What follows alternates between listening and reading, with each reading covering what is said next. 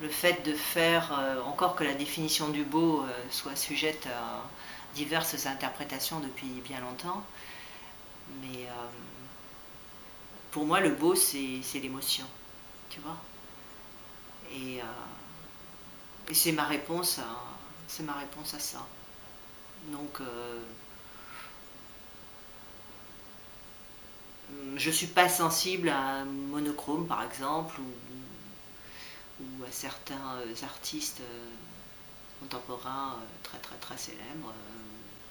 Le fait de faire des, surtout en sculpture, des choses qu'on peut toucher, qu'on peut caresser, autour desquelles tu peux tourner, qui suscitent. Ouais, où t'as pas besoin de 3 pages d'explication simili intellectuelle pour t'expliquer que c'est génial alors qu'en fait t'as rien ressenti devant. Tu comprends ce que je veux dire. Donc bon, moi je fonctionne comme ça.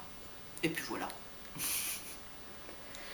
Et à elle, j'ai remarqué que dans ton œuvre, tu représentes les femmes, souvent les femmes. Oui, d'abord parce que j'en suis une. Ensuite, et que je me connais plutôt bien moi-même, donc forcément ça ressort.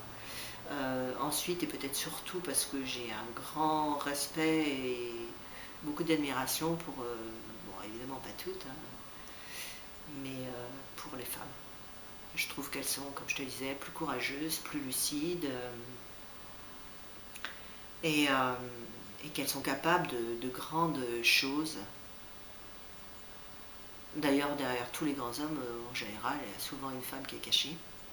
Puis, et puis je te dis, c'est en relation avec ce dont je te parlais tout à l'heure, pour moi, il y a toujours cet archétype de la grande déesse, celle qui, celle qui donne la vie, celle qui peut être à la fois douce et en même temps une déesse exigeante. Tu sais, un peu comme Lilith en astrologie, et la lune noire, c'est l'endroit où on te demande d'épurer au maximum. Et parfois, c'est le couteau du sacrifice, hein. On tranche dans le vif, mais en même temps, il y a une sorte de véracité, de quelque chose d'authentique, comme on en parlait tout à l'heure, qui touche à l'essence même de ton être. Et puis, il y a aussi cette dimension de jeu, tu sais, comme des petits animaux qui s'amusent. Il y a un côté animal hein, qu'il faut revendiquer haut et fort et qui te relie à quelque chose de puissant. Enfin bref, il y aurait beaucoup à dire, hein, c'est pas faire la psychanalyse de comptoir, hein. Mais c'est une des raisons principales. Et puis après, bon, bah, sur le plan purement esthétique, c'est tellement beau un corps de femme.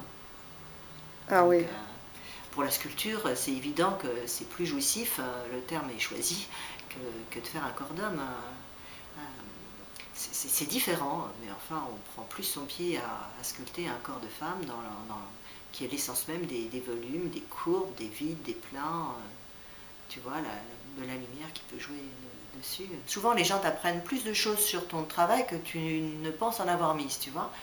Et qui me disaient que dans mes visages d'hommes, il y avait toujours un côté un peu féminin. Et bah oui, sans doute, et c'est très bien comme ça, parce que ça, c'est la part peut-être plus fragile et qui les rend terriblement humains.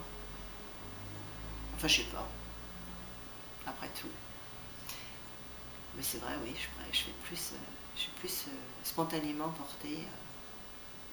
Et puis j'ai aussi, j'ai un garçon et une fille, mais c'est pareil, ma fille a posé pour moi à plusieurs reprises et j'étais en admiration devant son corps, enfin, surtout quand elles sont toutes jeunettes, elles ont une espèce de grâce, de nacré dans la peau qu'on peut difficilement rendre en sculpture, mais on s'y efforce quand même avec les lumières, tu vois. merci à elle. Je t'en prie, c'était avec plaisir.